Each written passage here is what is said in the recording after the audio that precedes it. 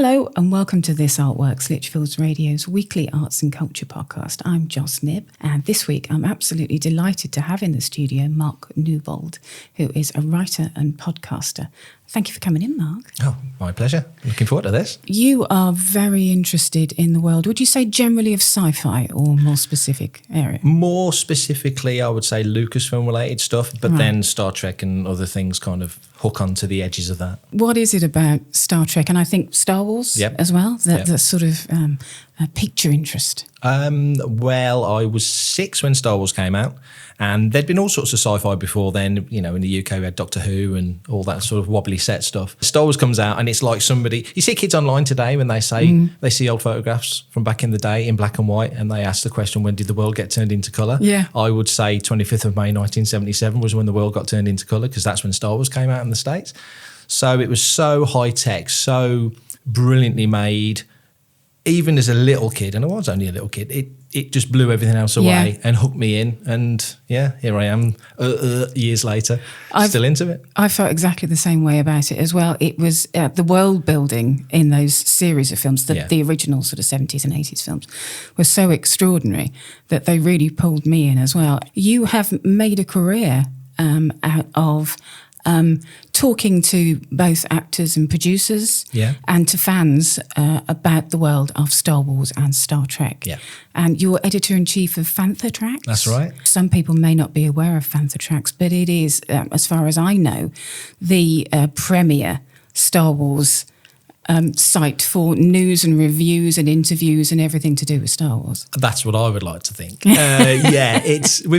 Fantha's been going for about, where are we now? 9 years this year. Yeah. But I did other sites I did a site called Jedi News for about 7 years before that. I ran a site when I was still living in Lichfield, actually, called Lightsaber, which I ran for 10 years. And I've done other sites before that. So 30th year now online, which is scary. But yeah, I'm fortunate enough to write for the official Star Wars magazine, which is just finished pretty much as we speak, and StarWars.com, and I now write for ILM.com with the guys that do the visual effects, and Skywalker Sound to do all the audio. So I've sort of branched out into that. And yeah, it's just chatting to amazing actors, people you never thought you'd ever get to speak to, and producers and, as you say, directors. So, I mean, Rogue One, which was one of the more recent Star Wars films, the director was brought up in Nuneaton, which is how far from here is Nuneaton? Really? 20 miles away.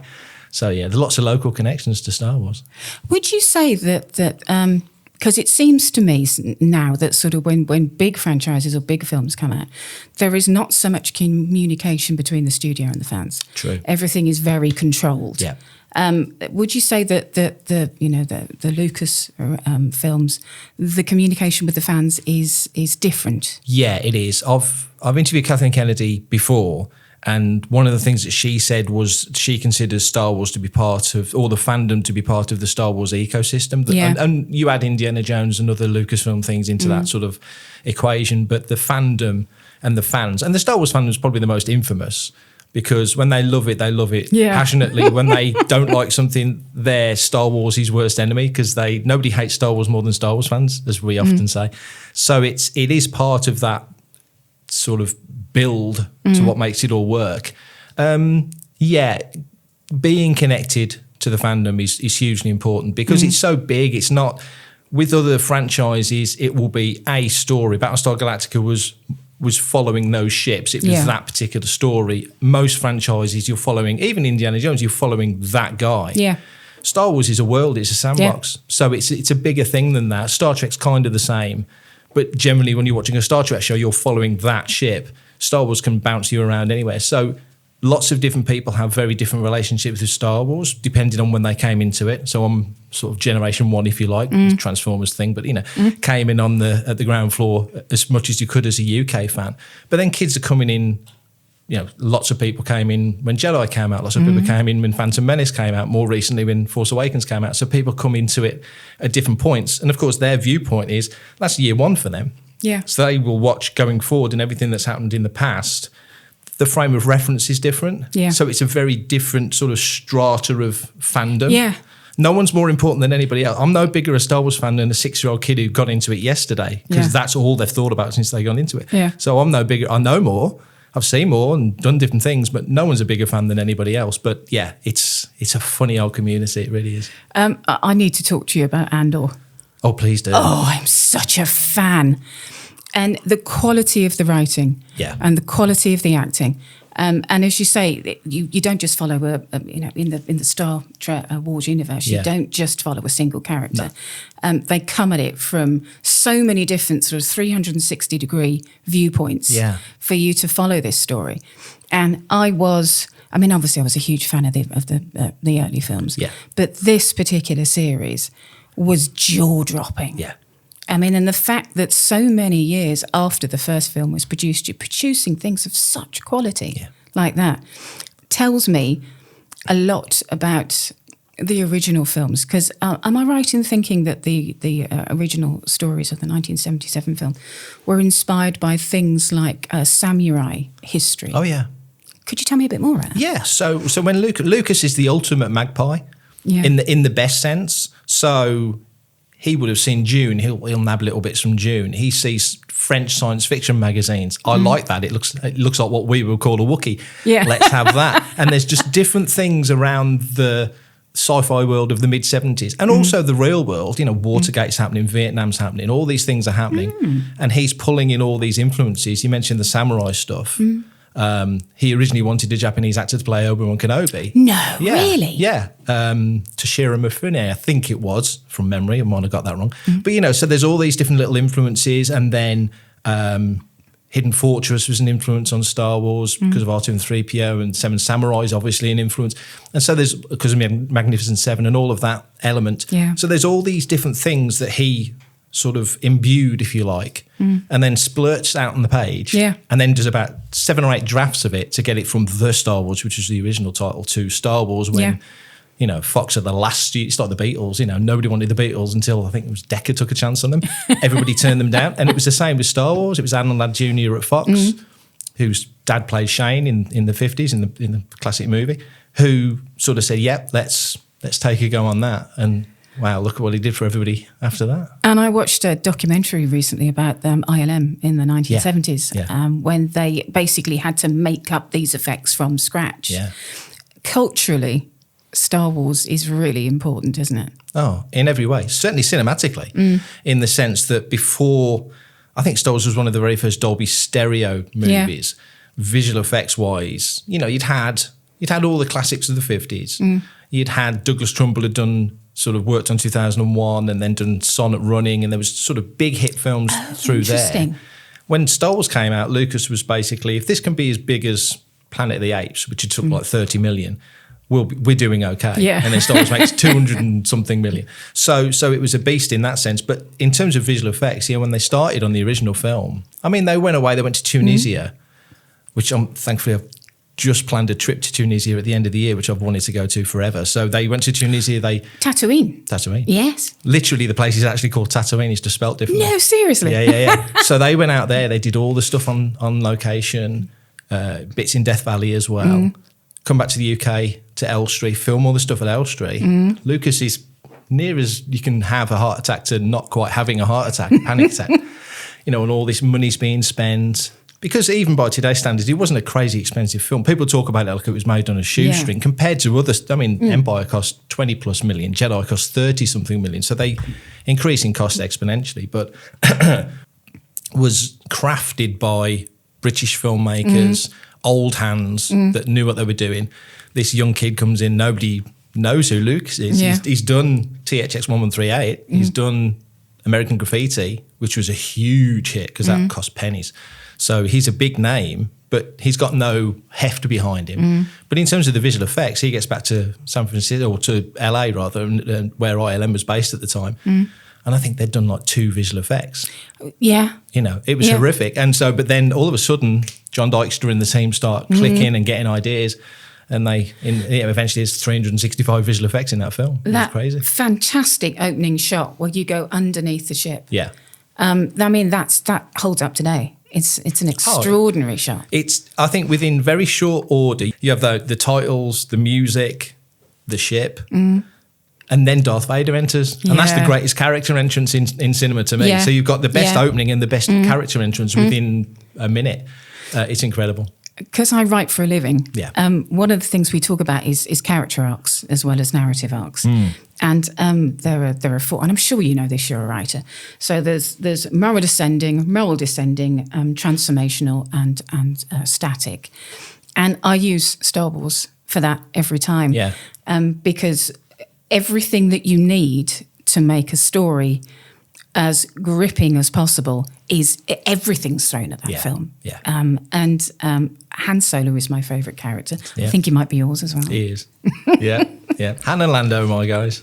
Oh yeah, Lando's great as well. Yeah. Sorry, I could talk about this forever. It's fine. Now you're a podcaster as well, aren't you? Yeah. So I've been. That's a journey all of its own, really. I did a site called Lightsaber, and me and the guy that I used to run the site with, Louis, started doing I don't even know if it was even called podcasting then. It was 2005. So we just started recording stuff, and it was quite general. It wasn't just about Star Wars. It was about the sort of general. We were both into comics and both into superhero stuff. So it was a bit more of a general thing. We did about 17 episodes, and then I started sort of guesting on other shows. And then I joined Jedi News, and that was quite a big deal back in the day as a news site. And it still is. They've carried on. They've done well. But we started doing podcasts and nearly joined a big American site called the Forcecast, which was huge and still is big. And then just decided to set our own network up. And then just ever since pretty much 2013, it's been pretty much a weekly, either doing the main show or doing a literature show or... I do 3 shows. We've got a literature show called Cannon Fodder, a vehicle show called Start Your Engines, and the main show which is called Making Tracks. And so, we just talk to guests. We'll have usually recording at conventions. We go out to conventions and get interviews with folks. We'll just discuss the news of the time. It's huge fun. I love it. And as a consequence, I've run the podcast stage at Celebration. Star Wars Celebration, it's our Super Bowl. So it's the big Star Wars event that happens every couple of 3 years. Yeah. So I've hosted the stage 4 times now. And I'm quite proud of this. I'm the only person that's been on every single Celebration podcast stage. So since they started in 2015. Bravo. So that's kind of cool. But it's just fun. It's great. You get to do things like this, chat to people and just throw your ideas out there. And the great thing is you're spitballing ideas all the time. They'll throw a Super Bowl trailer out with a quirky little silly thing in it. Yeah. And you talk about that. And then 2 days later, a real trailer comes out. So then you're talking about that. So it's always fun.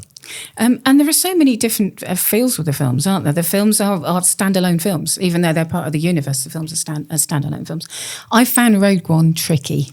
I have to say, I found Rogue One a bit tricky. Not because it's not a good film, but because it's a very serious film, Rogue One, isn't it? Yeah. We get introduced to Cassian in that. But now I've watched Andor, I need to go back and watch Rogue One. Yeah. And to write that, the team of writers that they've got must be vast.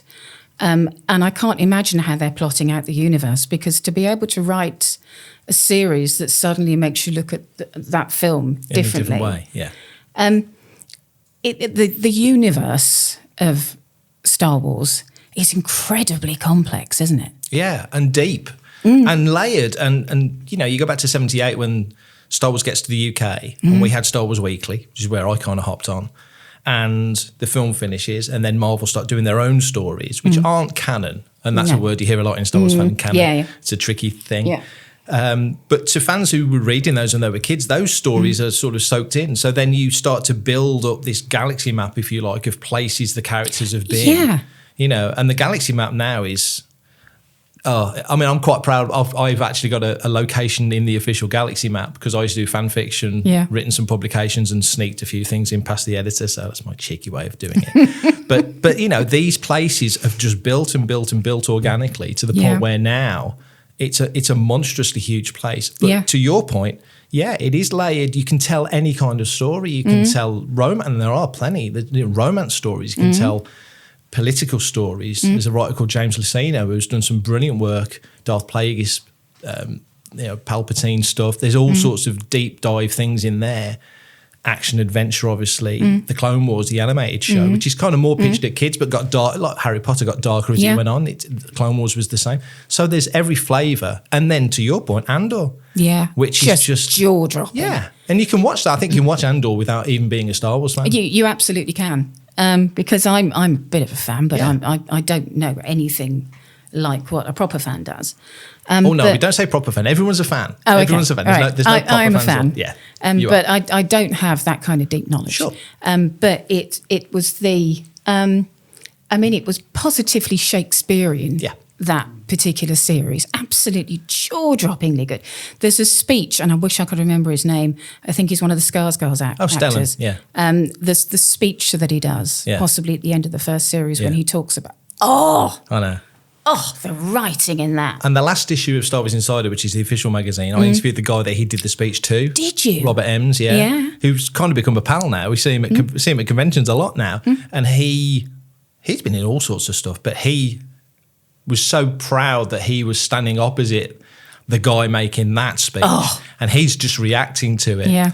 But that's a worldie in terms of speeches, let alone Star Wars speeches. Yeah. But then in Andor, you get, there's 2 or 3 great speeches throughout seasons 1 and 2 where people will pick and go, that was such an important moment, or just the weight of the way it's performed. Yeah. How those actors, that cast didn't win some sort of award as best cast. They should have won everything, as far as I'm concerned. It was utterly gripping.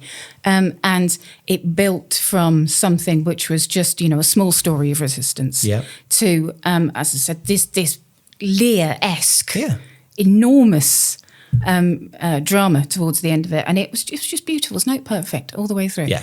And, if ever you meet the actors again, tell them that, a woman who lives in Lichfield was dead impressed. I will. Yeah.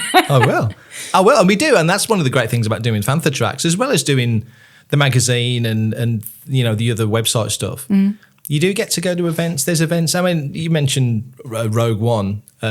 Felicity Jones, who plays Jyn in Rogue One. Yeah. She's from Bourneville. She's from Birmingham. No. Yeah. And she's coming back in the summer, in June, to the Metropole at Birmingham at the NEC to a show called Star Fury Invasion, which they've just announced her as their lead guest. And it's like, who's not going to want to go to that? You need to send me some invites, Mark. I can do that. I'd love to come to some of these things. Now, am I right that you are also involved in the Star Trek universe as well? Yeah. And there is also an enormous world and universe behind Star Trek and a very devoted set of fans. Yeah. I don't think there's a new Star Trek film coming out, is there? No, there's no films at the moment. We've got Starfleet Academy on the go at the moment, which is the TV show, which is for some reason, getting bashed by certain quarters. And I don't get it, because it's as Star Trek as you could ever hope a show to be. It's wonderful. Well, I think it's the tricky thing, isn't it? Because Star Trek has always had a message. There has always been, we are taking a moral stand on things. Yeah. And we are not used to television like that now. We are used to dark, gritty television where everybody is deeply cynical and no one's very nice. Yeah. So I think possibly it's a different flavour for younger audience who are coming in and consuming it. It is. And Trek, classic Trek in the 60s was constructed to get lots of messaging past the censors. Yeah. Very cleverly by Roddenberry. And then there was that big gap, and then the movies started, which were more of a soap opera in the sense they were following the characters and that element of Star Trek, which Trek does as well as any soap ever does. But then you got to Next Generation, sort of 87 when that kicked off. I loved the Next Generation. I know, that's my favourite era, is that Next Gen DS9 Voyager era. And those stories are so clever because they're presenting all these tricky moral sort of morality plays, essentially. And really, for the most part, not telling you what to think. They're laying it all out for you and sort of going, you kind of should be thinking this, but, you do you. And it's a bit more ambiguous. Whereas generally, any right-minded person would come away thinking, I get what that was about. Yeah. Now, modern Trek's a little bit different because the audience is a little bit different. It kind of tells you what to think a little bit more. Yeah. What I love about Starfleet Academy, for example, and I've enjoyed everything so far, is they're learning. These are kids going into an academy. It's Hogwarts. It's Star Trek Hogwarts, but it's way out in the future. It's 31st century. They're learning these lessons. They're not being told what to think. They're being asked to figure it out for themselves. And we as an audience watch them figure it out. They're all brilliant. They wouldn't be there if they weren't brilliant, but it's I think it's fascinating. Yeah, it's very much people-led, isn't it? Yeah. Star Trek. Oh, but yeah, I mean, there's lots of connections. I mean, behind the scenes, loads of connections between Star Wars and Star Trek. Is there? Yeah, I mean, J.J. Abrams directed 2 Trek movies. He directed 2 Star Wars movies. A lot of the Trek casts have done voiceover work in Star Wars for the animated stuff. ILM did visual effects going back to 82 when they did Wrath of Khan. So there's lots of overlaps in the background. Thankfully, nothing on screen. They've never, the characters of Star Wars and the characters of Trek have never met, and I hope they don't. Keep those universes, me too. Keep them separate. Star Wars is a long time ago, and it's a saga, and Star Trek is where we would like to think we will be in the case of Enterprise, a couple of 100 years. In the case of the next, 200 or 300 years, and on and on and on. Yeah. It's very hopeful, isn't it? That world that sort of wars on Earth have ended, and that everybody is looked after. There is food, there is education, there is healthcare, there are all these things. It's a very hopeful show. I love that about it. I do as well. You don't need money. You come across characters that are all about, the Ferengi are just about Latin. They just want to spend money. But they're great, the Ferengi. They're huge fun. There used to be a place, I used to go to Las Vegas semi-regularly, and there was a place at the Hilton called Quarks. It was the Star Trek experience. They recreated the bar from DS9, and it was the best place ever. But and all the guys were staying character as well. You try and catch them out, and you could never catch them out. But that's that race, and the Vulcans are very logical. The first race that you meet in Star Trek, really, that comes to Earth. You see that in First Contact. And just different facets of humanity transposed onto these alien races. Obviously the Klingons. Yeah. That's fairly obvious. It's tiresome, the Klingons, but there's a lot to them, and they keep rejigging them for some reason. And I just wish they'd just bring all these different Klingons together, and you just realise that they're just as varied as we are on Earth. Oh, that's a good point. They could do that, but I think Trek is looking at humanity in a way, and it's throwing it forward. So you can tackle, in a way that you can't really on Star Trek talk about 21st century now issues in Star Wars without it feeling a little bit forced, no pun intended. In Trek you can because that's us. Yeah. That's us. So those people are descendants of people who had to go through all the isms and troubles that people have to tackle today. Yeah. And you can tell that story. Whereas in Star Wars it's and then the analogy I make with Star Wars, sorry to jump in, is that in Star Wars, in the very first film, you walk into a cantina 45 minutes into Star Wars, and there's a giant cricket stood next to a hairy Wookiee, stood next to an astronaut, stood next to an old man, a walrus with pincer arms, and so you couldn't get a more varied world than Star Wars. Yeah. So a lot of the things that we have to tackle as humans, they wouldn't even think about it because they've got first contact happening every other day. They're meeting a new species they've never seen before walking down the street. So it's not the same mix. Whereas in Star Trek, you can very cleverly, because the way Roddenberry did it, transpose those things onto a story. I hadn't thought of it like this, but especially as they're going out and meeting new cultures, and you've got the Klingons who are, violence, and the Ferengi who are greed. They've looked at misogyny in many different ways, haven't they? Many different ways, and racism and all the other bigotries that we sadly suffer from at the moment. And done it in a way that has taken it out of our culture and put it somewhere else. So you can look at it subjectively, if you like, rather or objectively rather than absolutely, and because it's in the framework of a sci-fi show, generally Trek's always done this, especially in Next Gen, that era, the Rick Berman era.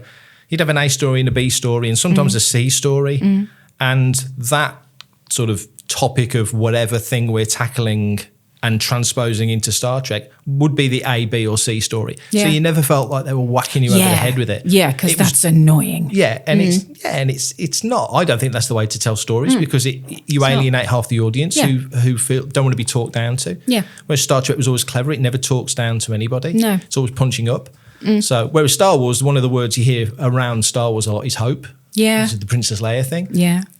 Hope in Star Wars and hope in Star Trek aren't the same thing. No, they're not. They're slightly different things. So that's why I love watching and being involved in both. Yeah, and the fact that I think, frankly, out of all of the films from Star Wars and Star Trek, there is no character that's gone into the cultural zeitgeist like Spock. Oh, totally. I mean, he's just become like Father Christmas, isn't it? He's gone into our cultural, a sort of mythology, if you like.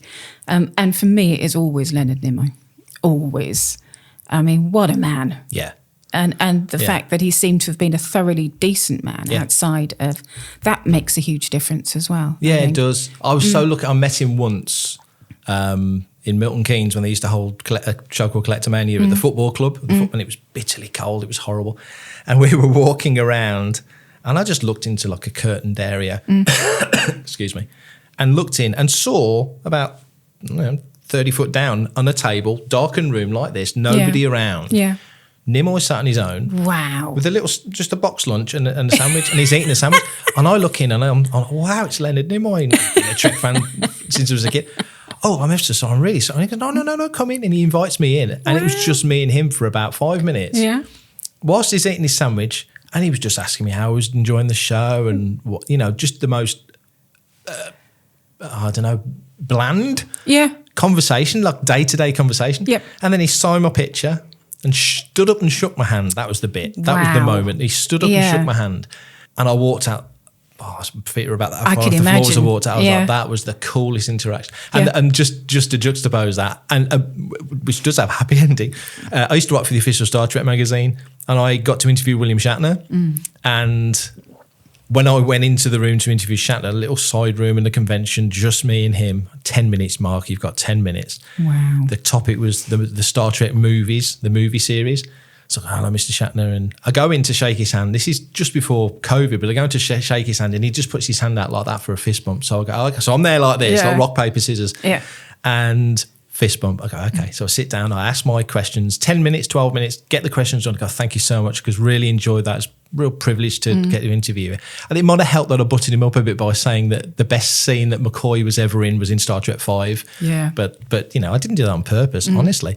And go to leave, and I go to fist bump, and he goes, no, like that, and he shakes my hand. Wow. So he kind of, he was very cool as well. But Nimoy was is a very special man. I love that as well, because if what you're putting out into the world is really an idea of how the world can be, if the actors were, all of them, a bit venal and horrible, it would change the message, wouldn't it? It would. And no cast has ever been as connected to their characters as that original Star Trek cast. Yeah. And not far behind is the Next Gen cast, to be honest. And whereas the original cast didn't always get on. It was a different world in the 60s. Television entertainment was different. You had your leading man and your number two, and it was a different thing. Next Gen, thankfully, they're all still around, and they all, to say they love each other is not to understate it. They're soppy about each other. And as a fandom, we watch them just gushing over each other and like being huggy and pally, and it's like, that is such a cool thing.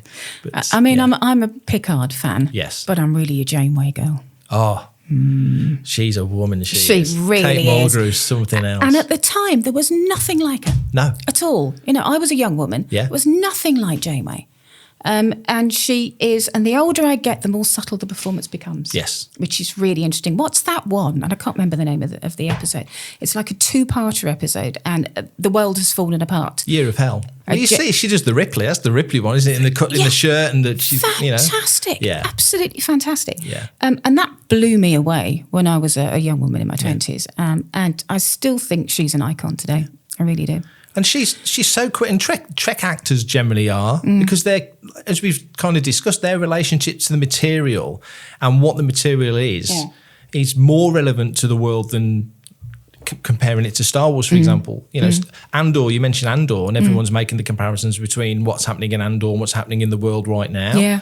Andor season 2 was written 2 or 3 years ago, before any of this stuff happened. Yeah. It was actually very prescient. It wasn't commentating on what was happening. It was almost looking ahead. Yes. It just happens to have been right. Yeah. Whereas with Trek, you will see things referring to or things related to, but more about our culture as people than necessarily events. Yeah.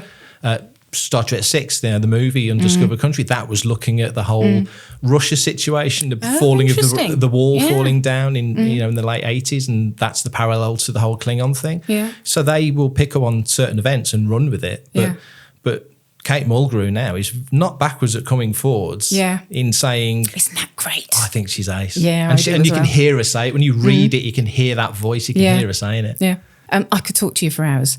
But sadly, I'm going to ask you at this point how people can find your work. So fanthatracks.com. So FANTHATRACKS, fanthatracks.com. That's the website. all the stuff sort of hubs into that one place. There's 2 issues of Star Wars Insider magazine left. There's ilm.com, which is exactly how it's spelled, and skywalkersound.com, which are, again, 2 sites that I write for, looking at the visual effects. So on ILM, we'll talk about all sorts of movies that they've done. So I've done bits on Thunderbolts, Marvel stuff, or written about Daredevil audio or whatever, or prefect_timing. So, it's been such a pleasure having you in. Will you come in and see us again? I'd love to. All right, then. I'm lovely. local. I'd love to come in. Wonderful stuff. Maybe you could come in one of my live shows. Let's do it. That'd be fantastic. Right, I'll put the kettle on again. Thanks again, Mark. Cheers.